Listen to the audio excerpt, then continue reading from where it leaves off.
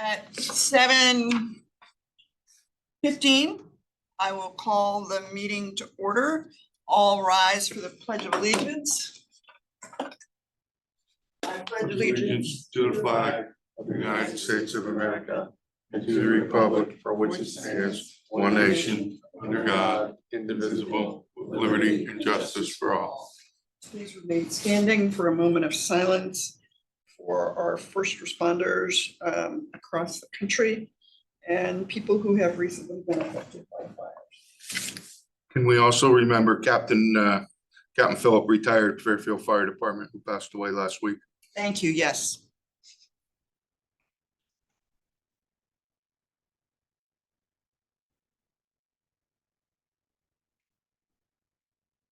Thank you.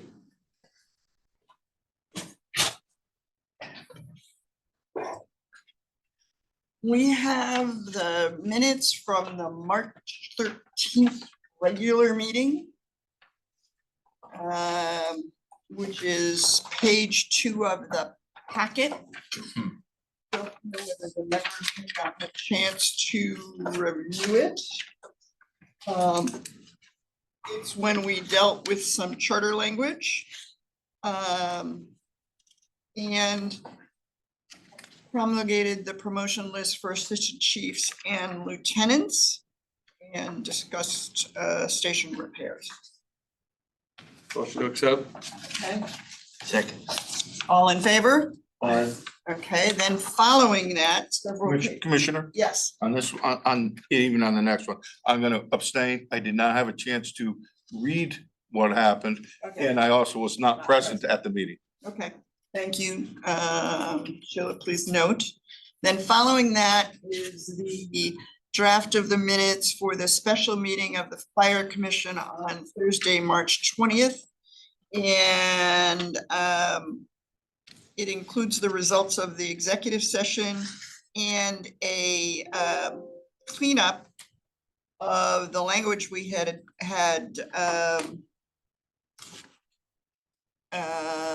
done on March 13th for one provision, which had to do with the chief providing us an annual update on existing staffing levels, including the number of persons employed and authorized by grade, rank, etc. That change, just to remind you, was as I was listening to the March 13 recorded meeting, I realized that the language that we had used didn't really get at the commission's intention of trying to be proactive in advance of the budget. And that's what led to this language, which the commission approved. And those were the only 2 items on the special agenda. I could use a motion in a second. So moved. Second. Okay, all in favor? Aye. Aye. Once again, I abstain. Yes.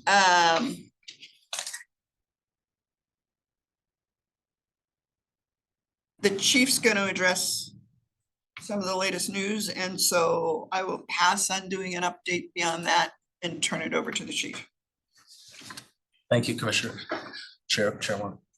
So the capital budget was passed by the RTM, which included the 17 replacement and $9.6 million for future apparatus, which we have stacked up. It's pretty much in the same order that we normally would have, but we're doing some things a little early because we have to order out many years, longer because of the stack.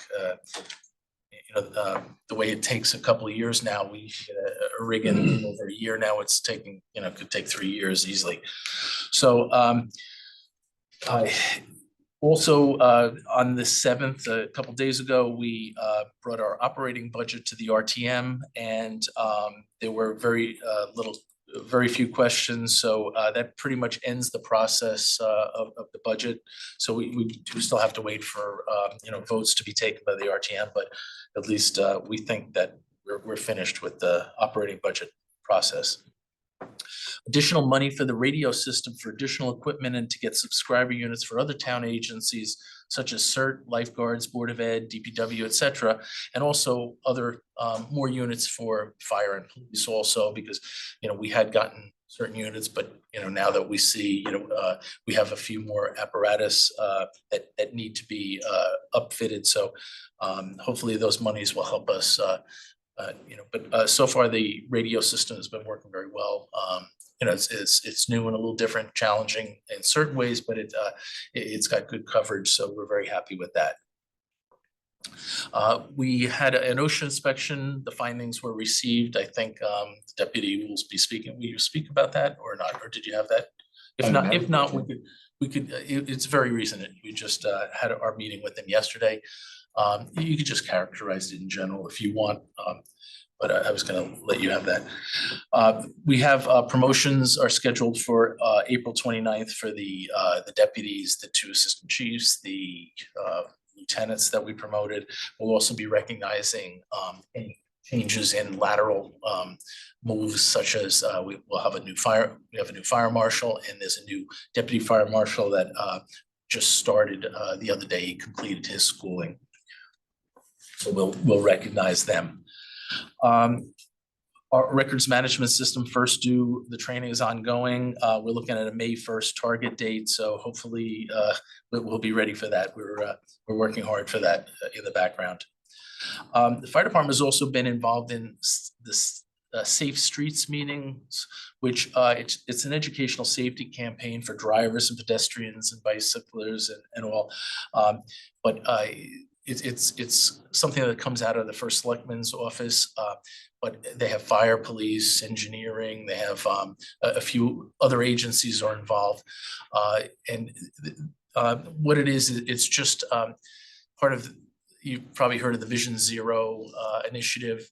New York City had a big campaign with that, but we also have it here. So it's to make the roads safer. We've been involved in some of the recent things that were pushed through, such as up on Reading Road, there's a traffic circle which was meant to slow down traffic because of the 2 fatalities that took place there. So at least the fire department is a stakeholder in this, because we normally come and have to pick up the pieces when there's these unfortunate things, and we want to be proactive like we are with fire prevention activities. We also need to be able to move vehicles. Well, yes, that's another thing. So we're on to that. There's a little issue with Villa Avenue. Is that what you're talking about? Just in general. Yeah. Okay. Yes. But absolutely. Yes. So in the let's see. Okay. Yes. So probably the most much long-awaited message is that we finally got some okays from the town to start hiring. So what it means at this point is yes. Yes. And thank you for the marathon effort. Yes, well, I have to thank the people that are with me here at this dais, because we went over and we stated our case, why we had to get moving a little more quickly. I think they knew it, but it was just a matter of we had to kind of synthesize and have them all speak to each other, and there were some details to hammer out also. But and I think I did send to the fire commission the links. So it's lateral entry and there's entry level. So 2 different lists will be produced. So the exam is April 22nd. Shortly thereafter, we'll close out the application process, and we'll get the scores, and then we'll have an interview process, and that'll be the next phase. But we wanted to get this phase where we could actually get the names. And the last thing I just wanted to mention, well, are there any questions about that, or should I? I do have. Okay. You knew that was gonna happen. I knew. You can start. I can start it. So curious, the 2 lists. Yes. Lateral transfer testing. What determines that you pull from what list? We haven't really fleshed out all of the details, and we were happy just to get at this phase. What I was saying we have a phased approach. This is the first phase is to harvest these names. Second one is, it'll also be driven by the town administration and maybe with what you all suggest. But we do have a need to get people in the seats. So if there's not a fire academy that's available, and we are looking into not just the CFA, but also maybe going into a one with another jurisdiction around here or a couple jurisdictions around here and having an academy like in this building. But if that's not ready to go and we need people right away, then maybe the lateral will be the first thing we pick from. So we're gonna have to see what the lists look like, see what the candidates look like, see how many are on each list and go from there. And my follow-up question to all that is, are we still gonna be using the consortium for testing, or are we doing it on our own? So, well, right now, we still are going through the consortium because we're in a 2-year cycle with that Written, for the written test. Right. And not the the interview. thing is, no matter what, so it's, yeah, you need an exam, you need a validated exam, so no Right. matter what. So that's the great thing about this, it gets us a validated exam, so if somebody sues against this exam, we go like this, we just got the results from the test, the testing company is taking all the liability on that. So that's one good thing, but what happens is, somebody's in the waiting room, I'll just. Rob? Good.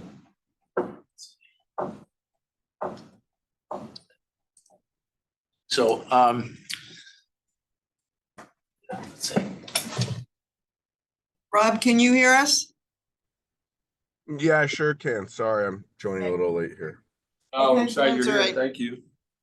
Yeah, sorry. A little technical difficulties on my part, but we should be all straight now. Great, thank you, So Rob. So despite that, the thing that we do have here is, it's not just anyone that takes the test, they have to take the test and then they have to actually apply to Fairfield. So that's an extra step, plus we do have a geographical circle and things like that. So after this, we'll have a list from this. Next year, we can decide whether we want to have our own test or have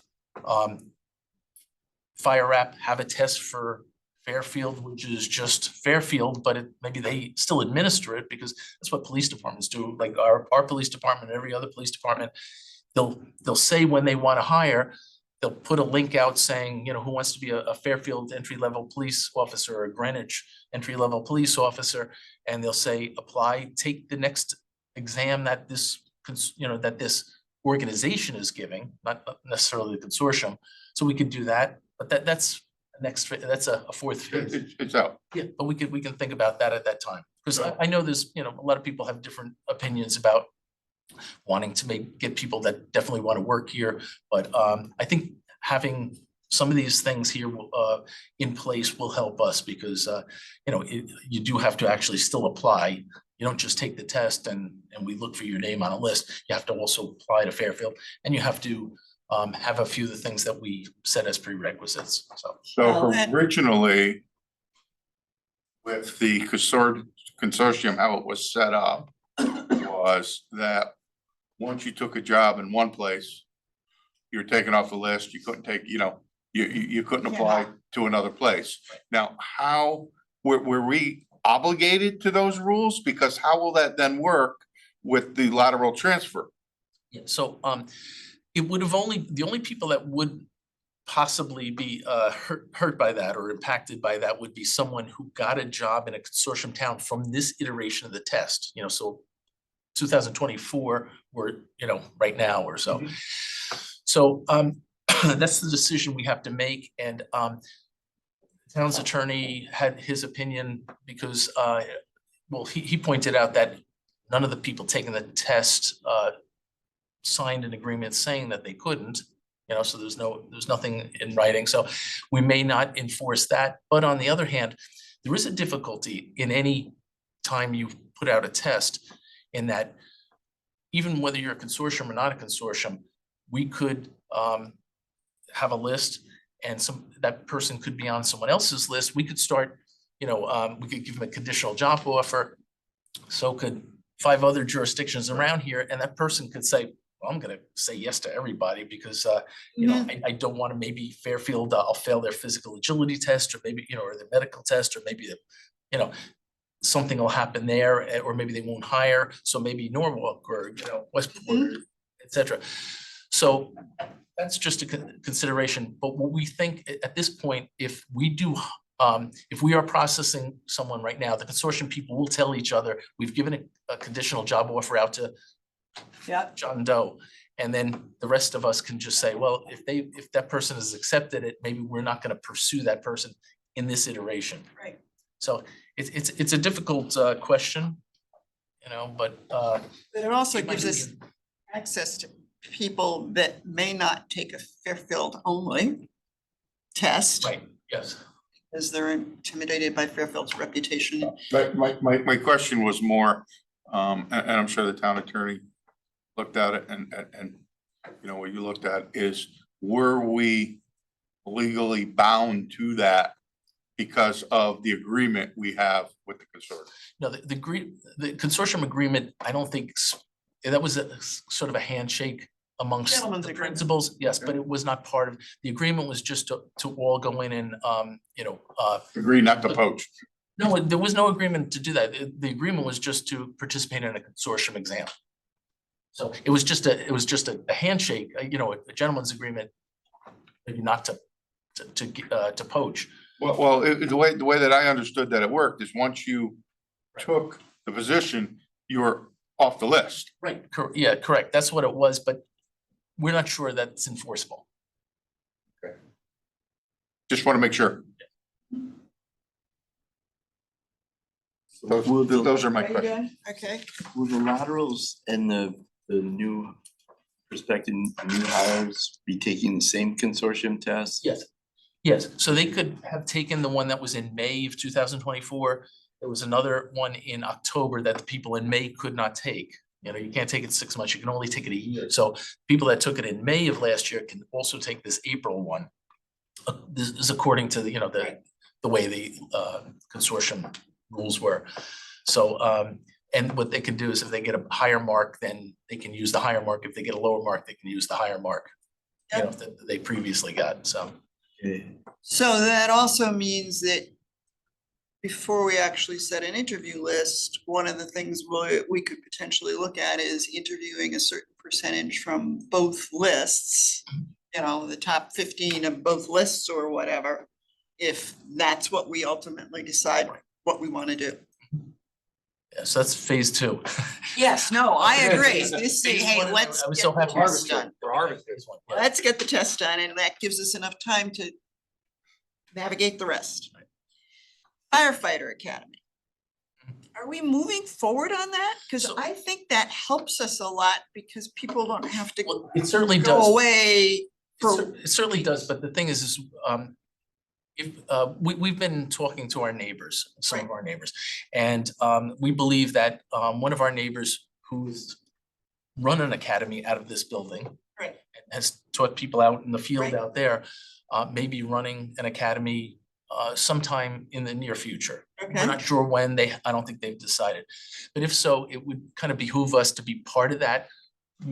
Bring some of our instructors, mix them in, as opposed to us saying, hey, we're gonna run this for the first time. We've never done it before. We don't really know. yeah, no, we we're don't know better what we're under doing. the auspices of somebody. Right, but we'll do it together and then we'll get better at it. And then I think, at some point, who knows, then maybe we can run with it. But I think we'll have some safety in numbers because when we spoke to one jurisdiction, the one who's ran that, another jurisdiction said, yeah, maybe we'll get in on that. Another big jurisdiction said, maybe we'll be in that class too. And I know they haven't hired in a while, so. Yeah, Sorry, I think Ginny's in the window. Okay. Sorry. No, thank you. We did this waiting room because of that last issue where right. we had security concerns. My pleasure. Thank you. I can't see it. So, Ginny, just checking that you can hear us. You're on mute.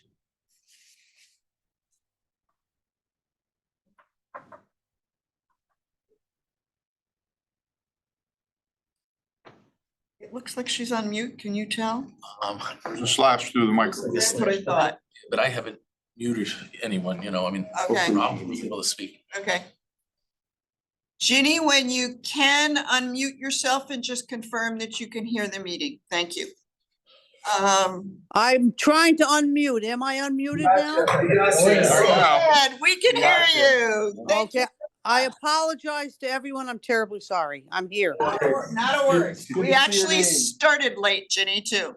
Oh, okay, thank you. I'm very sorry, Dorothea. Not a problem. Thank you. We'll check back. Cause I think if we have a local firefighter, it potentially academy, and I'm not hung up on who runs it. It potentially increases our capability of recruiting people. We've talked in the past with the union of single parents, that kind of thing. All becomes much more doable. So I, in theory, am a big supporter that we. There are many benefits, and that's one great benefit. We think that a benefit will be that we'll get better training too, because you know, More specific. we were having a discussion today about there was an issue in recent training, and you know, one of the deputies said to me that, you know, coming from the academy, they don't get a lot of saw time, for example, by themselves. We would definitely make sure we know what our people need, what our people, you know, should have when they come here. We'll have them prepared before we graduate them, so. Commissioner Burke, do you have any questions? No. Commissioner Blitzes? Veteran? Veteran? Not that good looking. No, I'm good. I'm just commenting, I'm excited that we're in motion. This is great. Thank you, everybody. Commissioner Cinto, any questions? Reminder, you're muted. All set, Chairman. Thank you. Chairwoman. Commissioner Klinga, any questions on the hiring process at the moment? So far, so good. I'm enjoying listening right now. Thank you. Thank you. Emergency management is on your list? For me, yes. Yeah, so the only thing with emergency management is it's kind of maybe irrelevant to all you, but you might not care, but it's a cool thing for us is that each year we do get 50 cents per citizen of Fairfield. We get that much money back for doing emergency management things. So it becomes, you know, $34,000 in this iteration. But paperwork has always been a pain in the neck, and they finally put it online, and they have this new process. It's a little more complicated, but out of all the we had a second meeting today. We had to go up. I went up a couple months ago upstate, and we did an initial training. This one was now a secondary training for the people who've already kind of started. And so out of all the jurisdictions in Region 1, all of them have applied online. 3 of them are all set with their full application. Fairfield was one of them, we're number 3. And the rest of them are just kind of, they've started some things, but they don't really have their application fully in. So, but we think it's gonna be a lot easier to do once we get the hang of it. We have to upload a lot of information, like, you know, when we've taken our emergency management courses and, you know, different things like that, when we've taken our oath of office, all that sort of stuff. But it's, I think it's gonna be a good thing for us. And as you know, Fairfield is very involved in the region for emergency management. You know, we're all involved in all the meetings, David Becker, myself, and so you know, some of our people in different meetings. So we do participate with the state. The state likes us. You know, we're you know, we cooperate with them, and we help them, and they actually have a lot of their meetings here now. So it's very good. So and one of our people is a chair of one of the ESFs, the emergency sports function. So it's good stuff. So and that is the end of my report tonight. Deputy chiefs, who's ever up? I'm easy, so I'll get out of the way. We had 1,167 total responses for the month, including 3 building fires, a couple dumpster fires, 2 grass fires, and 429 emergency medical calls. We did have Sham Jam on March 22nd, multiple calls for service, but overall was pretty well managed with no major incidents, which was good for us. What's that one now? Sham Jam. The Irish. Shamrock. Yes. Okay. They've got an event for every holiday. Well, yeah, and I was just trying to figure out what that one was. And- Okay, and we're got it. getting ready for Clam. Rock. We're already preparing for that. So that's pretty much it for as far as we did some RIT training that we spoke about, which very, very well received by the members, but get into that a little bit. The air quality project has been completed at stations 2 and 3. Remaining work to be done at station 1. We did the rapid intervention training as I spoke to. We had an acquired structure. So one of the things that we try to do is when we get people who are demoing a house or something to that effect, we try to get into that house with permission and do some real life scenarios. We were able to get one on Pine Creek Avenue. And the gentleman there allowed us to use his house, and it was some Lieutenant Candela and firefighter Schumann headed that up. It's a second step of something they've been doing for RIT work, and it was very, very successful. Our station planning, I met out with Antonazzi Architects a couple times over the past month to go over the future needs of the station, trying to get them ready for the next 30, 40 years. And what we might look like 40 years from now. So no landing pads on top of everything. Our training and development, spent a couple days with the training division onboarding the new lieutenants. We have a lieutenant's boot camp that we put together to give them some of the things that they need to develop their skills, like doing injury reports, how to do a training report, as well as front seat decision making. So we did that. We met with UI, the upcoming hurricane season, and the things that we can and can't do, and better planning with them. And worked with also the high school for preparing for prom safety demonstrations.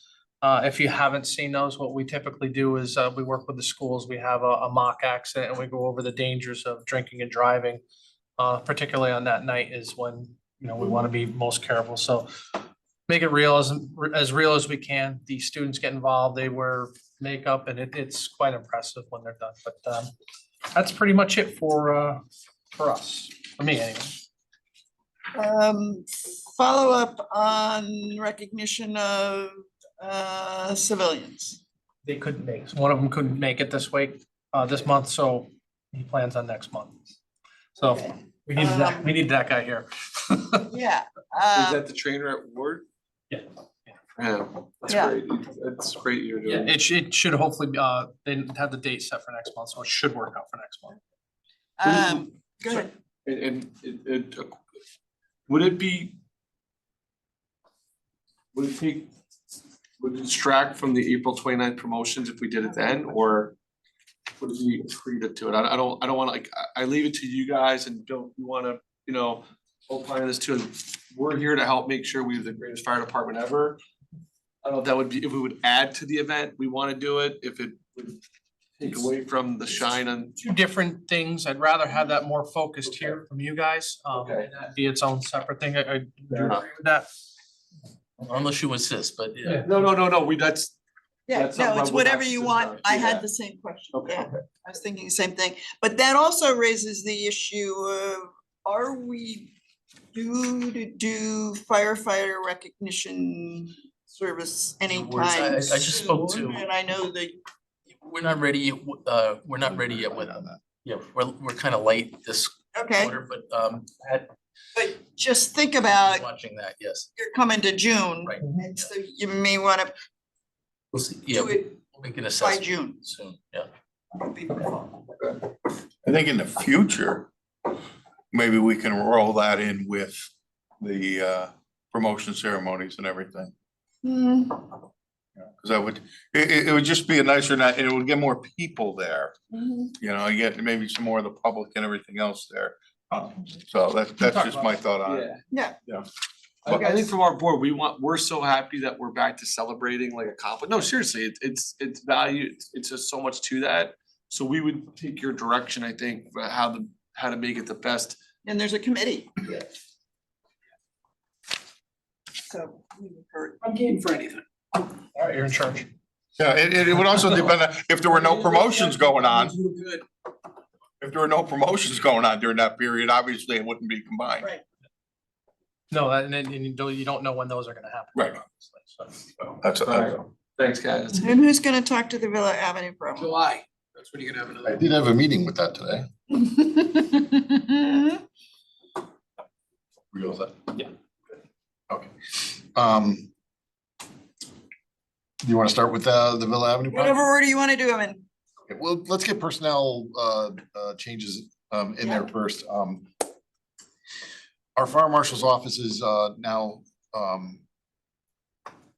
in a turnover phase where through our promotions and lateral transfers, we've replaced people in that office. So Assistant Chief John Cronin is now our fire marshal. He is currently in fire marshal school. And when he completes that, he will be able to sign off on the projects, plans, anything of that nature. The former fire marshal Dennis Iannotti has been a tremendous help onboarding John, so we're really helping ourselves get to a better place and trying to not lose the institutional knowledge that has been acquired in that office over a period of time. The same goes with Lieutenant McEwen. He has just completed his fire marshal training. He joined our fire marshal's office on the 7th, this past Monday. And he's hit the ground running. Lieutenant Edmondson has been doing a great job onboarding him, showing him all the different processes that go on in the office and getting him prepared to be able to take over as the deputy fire marshal moving forward. Good news for us, our FM3, which is firefighter Ron Vargo, he's expecting to come back from light duty this week, to light duty this week. So it'll be great to have another helping hand in the office as well.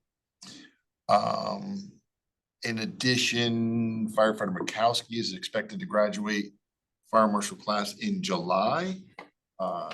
It's anticipated that that firefighter Vargo will be retiring in July.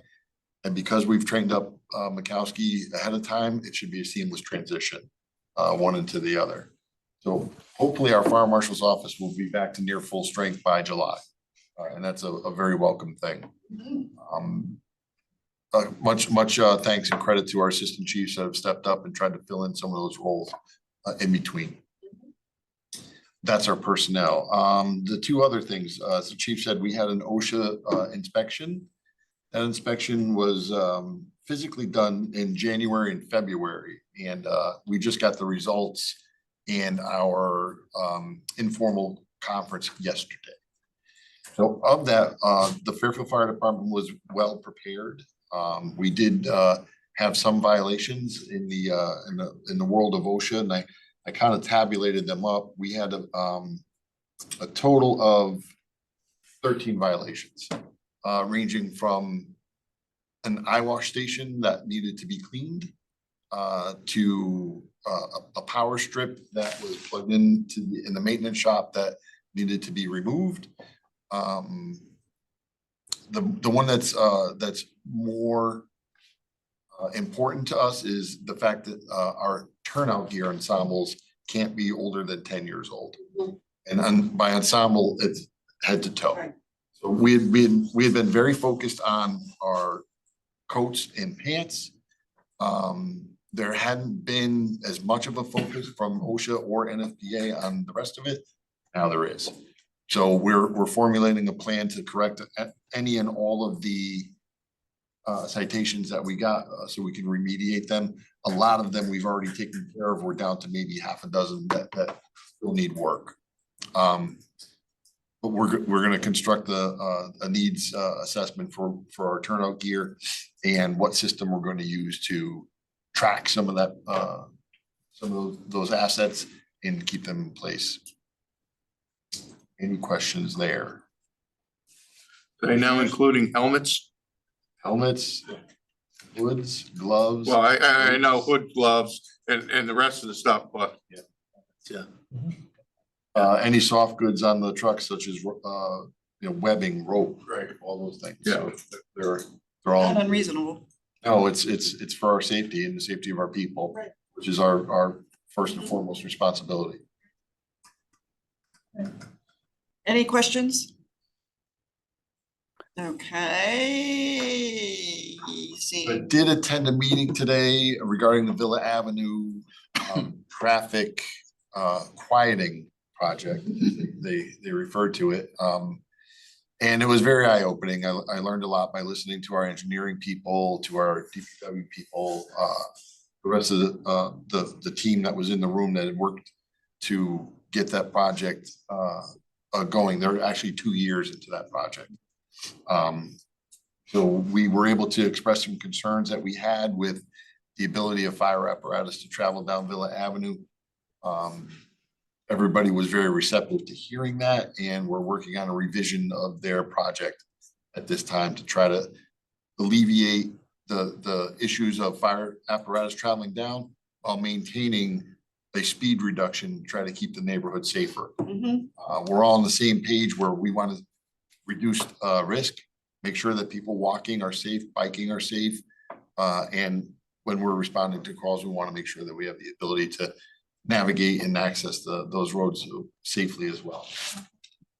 Sorry, Go ahead. could we back it up to like, why is Villa Avenue, I didn't know it, I'm sorry, apologize, I didn't know anything about that. Why is Villa Avenue in the scope and why are we? The town in general is doing a safe streets campaign, which is they're looking at intersections, heavily traveled roads throughout the entire town. Some of it is based on residential complaints about things going on in their neighborhood. Some of it is they're doing studies and seeing what traffic is on what roads at what time of day. And accident history. And absolutely crashes. They're taking all that data, putting it together and trying to determine where to prioritize projects to make the road safer for everybody's use. Tragically, the Ravis family, and the result of that was the turnabout that was installed up in that area. So that's the spirit behind these projects, is trying to make a safer community for all. I knew the Reading Road one, I didn't know the Villa one. Yeah. And just like, I thought, would we ever consider putting like those humps in roads, or is that like a non-starter in this town? It's really an engineering, that's their lane. They're the ones that design the roads, that understand the traffic flows and all that. All the other stakeholders are invited in there to express what their concerns are, because Does the fire engineering, department have any issue with it? with what Have we ever put humps in? we have in the past, Okay. with speed bumps or speed humps. Some of them are not very friendly to fire apparatus or any large truck for that matter, just And they're a snowplow issue. Historically, they're a snowplow issue that we can't maintain them. The other thing that has started to surface is the divots that make the sound in your car sort of be an alarm, so loud, and has kind of the same impact. They Yeah, a also- lot of cars bottom out on them as well. No, I'm happy. I think what the town did was great, for this scenario, to be honest with you. I think that was the best case scenario, having that turnabout there at Reading Road. Yeah, no, that worked out Right. great. I'm glad they did something. Last administration didn't do anything, so I'm glad to see something just to appease everybody that lives up in that area. Right, and there's no question Villa Avenue bottlenecks. If you guys are coming through. It does. There's not a lot of place for anybody to move out of your way, even if they want to. correct. Yes, 100%. Villa Avenue is one of our main response routes, just because there's Right. no other easy way to get to that area of Brooklawn for us. I see that current design making it worse for us. Oh, no, we. We expressed our opinion of that. We demonstrated to them why we need greater access than that. And engineering, they look at a roadway and they say, can a fire apparatus pass through there? And the answer is yes, we can, unless somebody's on the side of the road pulled over for us, granting us the right of way, then we cannot. Right. So, And there's not a side of the road for the most part. correct. Get out of the way. The configuration of the barriers that they did, they're so long, there's nowhere for us to kind of get around. So they're redesigning now based on some feedback from us, and we appreciate their willingness to do that and work Yeah. together to. I just see it making it a mess the way that it is if they don't make some changes. Plus all the neighbors could no longer park in front of their house. There's not enough room between that barrier Yeah, there's and no- the car parked on the side of the street anymore. And then there's no way anybody go around it. So that is, I don't know. I looked at that and just shook my head, and that's all I'm gonna say, because the public. Joe, that might be a good thing. Their in-laws don't have to come over or anything, you know? They do, they can't leave. So keep us informed on that and let us know if you need, us to just endorse something at some point We'll do. or object to something. We're expecting a redesign, and we're working, now hand in hand to try to get to the place that is good for everybody. And for future projects that we're involved in, in the design earlier on. Yeah. We have to be in the planning phase so that, we don't wait till something's constructed in the road to try to make a change. The only way I can see that working, and it would only be for fire apparatus, is one, do not plant anything or put any signs in it, and make sure it's low enough that the trucks can straddle it and go right down the middle of it then. But if you put a street sign in it, a slow or something like that right in the middle of it, you're done. Well, I know. 4,000 pounds. Yeah, I know. That's a serious street sign. Okay, commissioners, anything else? Yes, Yes. this is Commissioner Klinga. I apologize for being late, but I do have several questions I'd like to have you indicate when I should ask. Right now is good. Okay, I would like to concur with Commissioner Joe Osowski, that I'm concerned, I don't understand the dividers in Villa Ave. I would like to ask, I'm making notes, is it my understanding, Deputy Chiefs, that the engineering department decided that scenario, number one? Is that correct or incorrect? The engineering department designed those barriers, yes. Okay, and in the intention of making it easier for whom? It is not intended to make traffic flow easier. Their statement was they were looking to reduce the speed of vehicles traveling through there. Okay, understood. I fully concur with Joe. I was baffled. I'm there all the time, and I was wondering, what will it do to our firemen? That's my number one question. I will listen for the answer. I have a couple other questions, if that would be okay at this time. Number one is, I don't understand what the word FM3 means. FM3 would be a designation for Fire Marshal 3. That's our third fire inspector. I thought so. I just want to clarify. Thank you. And in March, you, Deputy Chief, I believe, indicated we had 1,166 responses. 429 of those were EMTs. Is that correct information? That is correct. And may I ask you, isn't that an extraordinary high number in 1 month? And is that the highest of all 12?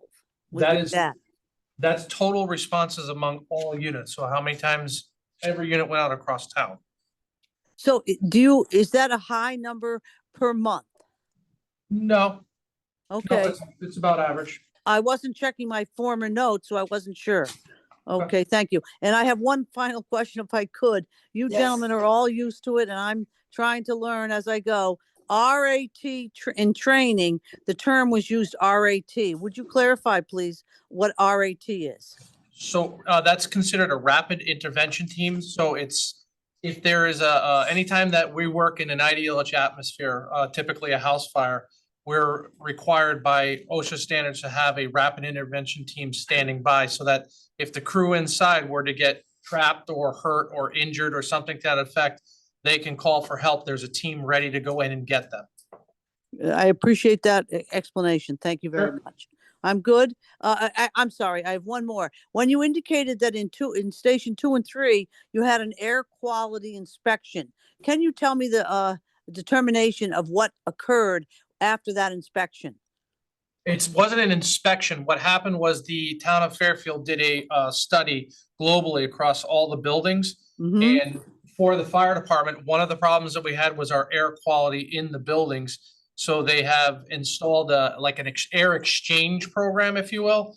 It takes the air that's in the building and exhausts it out, and it adds new air into it to make sure that the proper there's no contaminants inside the building. They're doing it in several stations to make the air safer for those that work there. And who does that survey or that, the inspection? Who does that? Do we contract someone out of the town? It was done prior to me. Chief, could you speak to that? So the DPW ran that program. Oh, okay, okay. Yes. And they wound up bidding it out and a contractor came in and, first, it was a bunch of engineers and architects walked around to all our buildings. Right. And they found, different violations, like, I think in the stairway going down to the basement at Station 1, they said there needs to be a railing there, just so. Oh, you know, okay, Things okay. like that. Emergency I- lighting, was broken in some places, Station 4 needed a railing on the back fire escape. There's a wooden, second means of egress. Oh, And so the word air quality isn't just about the air quality, it's other issues as well. Yes, it wasn't that there was bad air quality where they took a testing tube and found out that we had. Thank you, bad air, but okay. they're saying that, they need to move and, change the air in large spaces, and it's kind of a routine thing. It's an OSHA requirement. Thank you. I'm just, new to that terminology. I wanted to clarify. Thank you very much. Thank you. Any commissioners, any other questions? No. Chief? Thank you. Deputy chiefs, anything else to add? Okay. With that, Norma, CERT is up.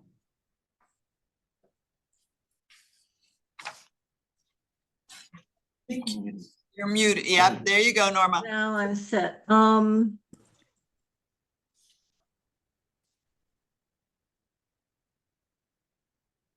there I There you am. are. Okay. There you go.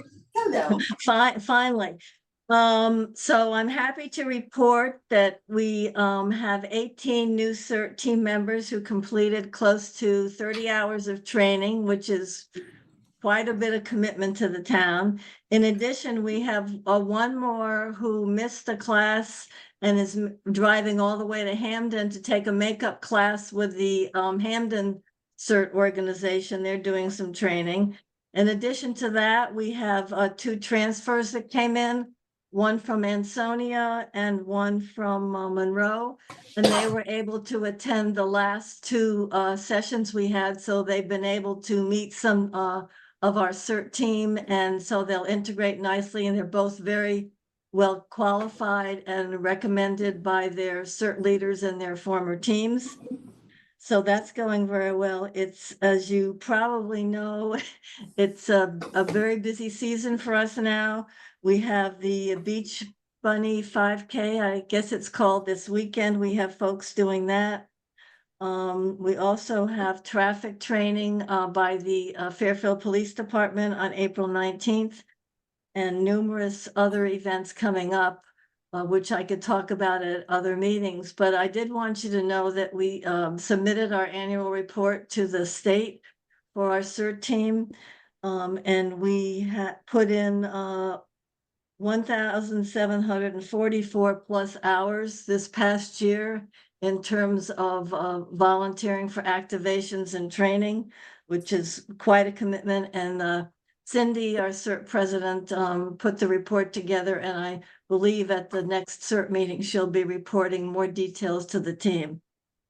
And that's it. How many active CERT people do we have now? I believe, I know, I just checked because we have to check on the up-to-date O's. I think it's slightly under 120. Very impressive. It is, thank you. Commissioners, questions? Okay, hearing none. Thank you very much for your report. I do not see Southport or Stratfield. So with that, local 1426. Is this a executive session or is this a non-executive No, session? I gotta go. Not to the yet. regular thing. Local 1426, we're in negotiations. We're in our 3rd meeting. We have our 4th meeting coming up at the end of April. Although I can't go into the details of it, I can give the tone and tenor is much improved, shockingly. What I will say is that What's refreshing to me is that we're in the negotiations that I like to do, which are interest-based negotiations. We're coming to each other with with what we want as a solution, and then coming on how do we achieve that goal where everybody's satisfied at the end. And I don't, there's been no drop dead issues back or forth on either side. And I think on some of the major issues, we appear to want the same thing, and it's just a matter of how we get to that goal, which is nice. This will probably be the last contract that I negotiate for these guys. So I'd like to go out on a high note, and not, have it end up like the last one and go out that way. The fire marshal's office got mentioned. I'd like to, thank and congratulate our new administration on being proactive by sending firefighter Mikowski before we needed him, as opposed to we've always been in the cycle of catching up, not getting ahead. Yeah, there's an investment because you had to pay Dave to go to class and to be on the line. But for the importance of that job, it seems like a very small investment in someone's time. Even if, you know, something happened and there is no retirement and there's no spot for Dave in July, just having him trained to that level makes a difference in everything else that we do. I know as an officer who's untrained as a fire marshal, I like having a guy on my crew who is one, because it helps me when I go someplace that he can point something out, or he or she can point something out to me that I have that knowledge base with me. 3, OSHA came in. We got reports, we were kept in the loop the whole time, invited to all of their meetings. I think that, as these guys said, you know, yeah, our eye wash stations were dirty. We don't do a lot of work at the firehouse that would necessitate eye washing, so I think we never paid attention to it. Plus it drains on the floor, so it just kind of makes a mess every time I've ever like pushed the handle. I usually do it if someone's standing by there to try and get their shoes. So, the issue of gear came up. Issue of what? Gear. And that, you know, we had been fantastically successful with making sure that our turnout gear, I think as long as I've been here, I've had 2 sets of compliant gear at all times in my career, and the town's done a fantastic job with that as long as I've been here. Helmets and gloves are gonna be an issue. What I will say, and speaking on behalf of the membership, is that a vast majority of this membership has invested their own money into boots and helmets. And we're hoping that the town makes that same investment back towards us, instead of, you know, we lived a long time where we bought whatever was the cheapest thing, not necessarily the best thing. If you're making a 10-year investment in something, make the right investment is what we're gonna do now. Getting hit with 100 helmets in 1 year it sucks, I get that. But remember, we don't have to do it again for 10 years. So the real cost of that isn't, oh my God, this is gonna cost $200,000 to get new helmets. It's, this is gonna cost us $200,000 upfront to get 10 years of helmets. But otherwise, I think, and that's a credit to, we had another OSHA come in not maybe 10 or 15 years ago, and we switched over all our cleaning supplies and stuff like that, and we've kept up with it, right? The good thing is once we make the corrections, we're really good at staying on top of the corrections. Safe streets, it's not really a union issue, but I was with, Chief Case was with me at the unfortunate incident on Reading Road, and just having those, every time I hit one of those rumble strips, because I go up and down Reading Road often, I'm like, hey, this is all probably it would have taken to stop that from happening. More so, I mean, the traffic circle has its other things, but for that day and that incident, that rumble strip Yeah, I'll agree with that. made a huge difference.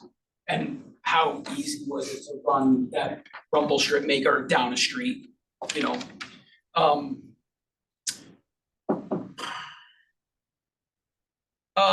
Poaching came up, the word came up a whole bunch of times. One,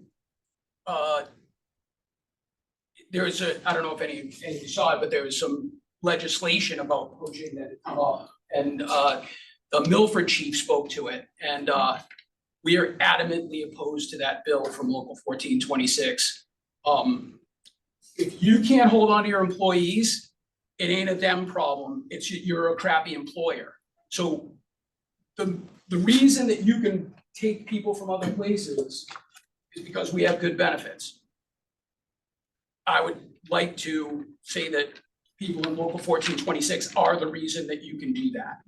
We took zeros to hold on to our pensions. We fought tooth and nail to hold on to retirement benefits for health insurance, for pensions. Well, everyone else was giving them up. So to the Milford chief who got up there and talked about, oh, the new generation has no loyalty. Well, where was your loyalty, chief, 10 years ago when they were stripping your guys of benefits? Don't talk about someone else's loyalty. You made this problem. It isn't a surprise. We told you 10 years ago. Now, geez, I'm getting old. 14 years ago, that when you do this, this is what's gonna happen. Now your chickens have come home to roost and you wanna make a law to make people indentured servants to wherever they went to? We wholeheartedly disagree with it. Get a place that people don't wanna leave. That's the solution to stop. If you don't want your people leaving, make it so they don't want to. And we've created that here. We haven't lost anybody? When's the last time, Beers went to. Yeah, but he had one guy family went, there. that's where he was from. He had right? family there, yeah. He didn't leave because it was better there. He left because that's where he wanted to go to, so. It's not better than here. No. You said that. And that's it. Any questions? Oh, yeah, sorry. Good. Okay, we do not have any donations. Thank you for the, I have a question. oh, Just- yeah, just- okay. What's your opinion, flavor, tenor of the union based on us opening up, interviewing and hiring again?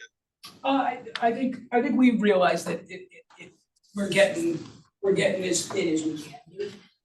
We're probably at that limit now. I think the most vacancies we've had since I've been here is like 12. You guys had 13 before, but the hard part, and I'm sure you've gone over some of it, but it's not just filling the spots. It's we promoted so much. We've never had this many promotions, right? So we've taken, it isn't just people retiring, it's you've taken what, how many promotions? 14? Yeah, but we took So from you that move pool to put it to 14 this board. you move more than 14 drivers out of the truck, right? Like it takes a while to get drivers up to speed. And I think if we run into a log jam, it's gonna be apparatus operate. We'll have the bodies, it's having 18 the right people. ones. 18 people, right? So we've had 12 vacancies before, and it's a good problem to have when you're promoting 18 people, because that's a lot of people who have had life-changing things happen to them, and I couldn't be more happy about it, but it does put a stress on that lower level. It's not as visible based on pure numbers. Right, yeah, it's not apples to apples because of the way that they're gone. Thank you for that, appreciate that. Thank you. Other questions? No, this is the Commissioner Kling. I just would like to thank Lieutenant Tuttle for his candid report. I think that's very interesting. Thank you. I don't think anyone's ever accused me of subtlety. Not a bad thing, Lieutenant. No break. Right. Okay, with that, we have no donations. Sheila, thank you very much for the post-it. Any old business? Any new business? Okay. I need a motion to go into executive session to hear and consider and act upon personnel matters relating to extended sick leave to include Lieutenant Tuttle and the deputy chiefs and chief. I move that we go into executive session to hear, consider and act upon or to hear and consider personnel matters relating Right, to we don't act. extended sick leave, and we include Lieutenant Tuttle and also the deputy chiefs and the chief. Excellent. Second, Second. Henner in second, all in favor? Aye. Aye.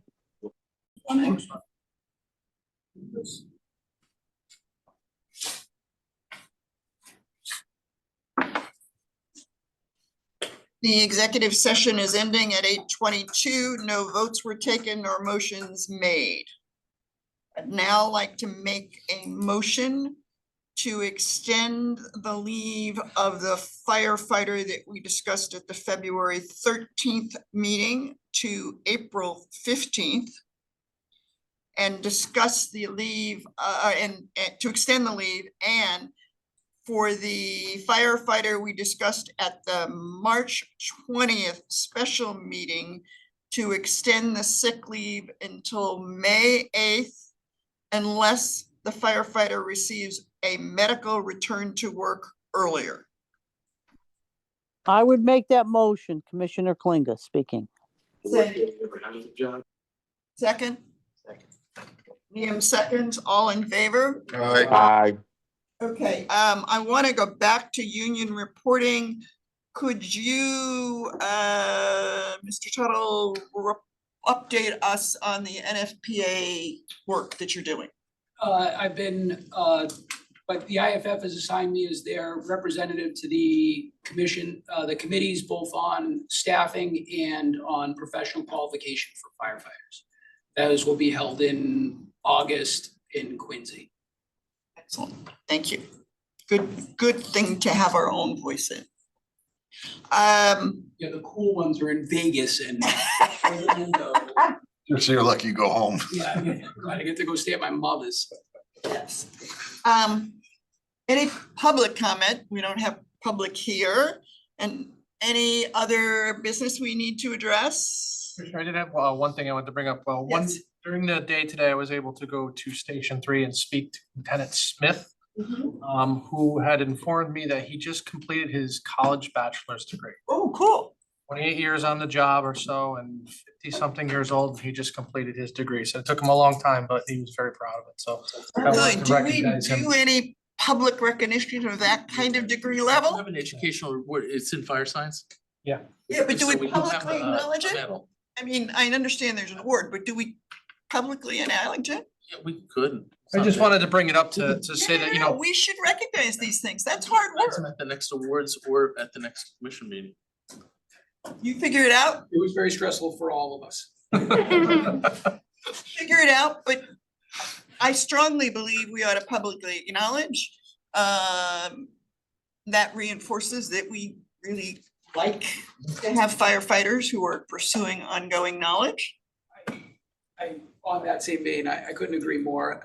One of those speeches that I give when I talk to new hires is we have a great benefit here of being able to go to college and getting reimbursed for it. You should really take advantage. So I'd like to promote that by acknowledging it. Thank you. So you work out whenever you want us to do that or how. Anything else? I'll take a motion for adjournment. So moved. Second. All in favor? Aye. Aye. I was ready at 7:15 for that one. Well, Bill,